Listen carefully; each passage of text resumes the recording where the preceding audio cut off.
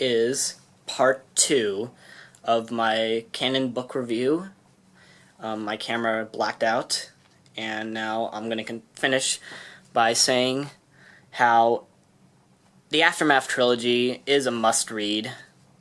I just gotta say it, there's no getting around it. It might have a poor writing style. I met the author. He's a nice guy, but I do enjoy reading about what happens at the end, and I think any Canon fan would definitely want to learn about the end of one empire and the beginning of another. So, definitely pick these books out, probably in paperback. And finally, we get into very in-the-nose sequel-era stuff, like Before the Awakening, which is a short stories about each of the main three for the new sequel trilogy, Finn, Rey, and Poe.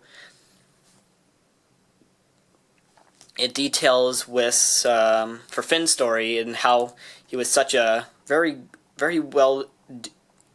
good soldier for the First Order. I know some people would question that, in that he was so easy to defect and wasn't willing to shoot at anyone in the Battle of Tuanal, or the Slaughter of Tuanal, depending on your point of view. But I definitely enjoyed the idea that Finn was a trained soldier. I just do. I don't know how to explain it.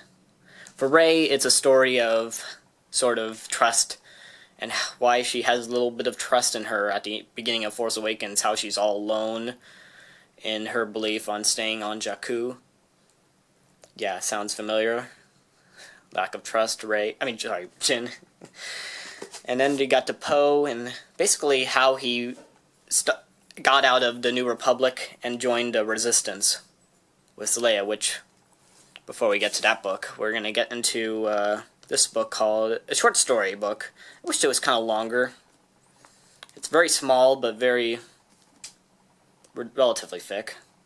Wish there was like twice as many stories in this book. It does say Volume 1 on it, so it sort of infers that there's going to be more of these coming out. Tales from a Galaxy Far, Far Away, from a certain point of view that hasn't been released yet. I'm really excited for that short story list.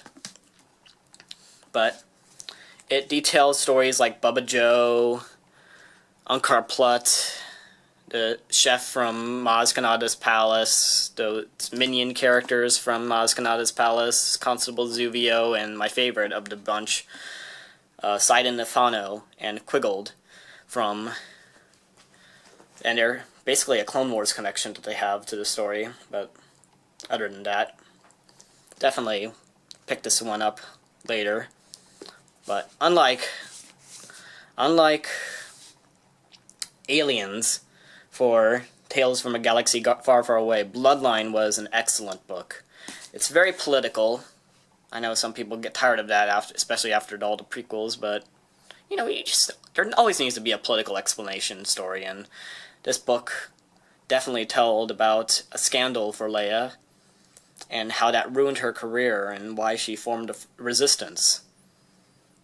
But it's very emotional story. I almost cried during this book, especially. You just feel for Leia all the time, and all I can say about it is the shadow of Vader is not gone.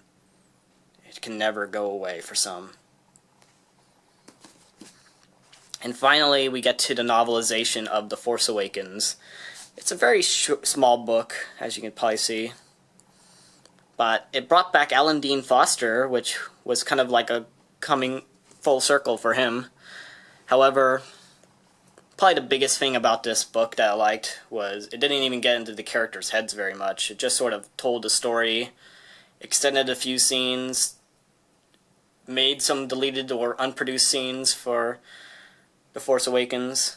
I definitely liked the movie, but the book, compared to Rogue One, isn't my favorite story.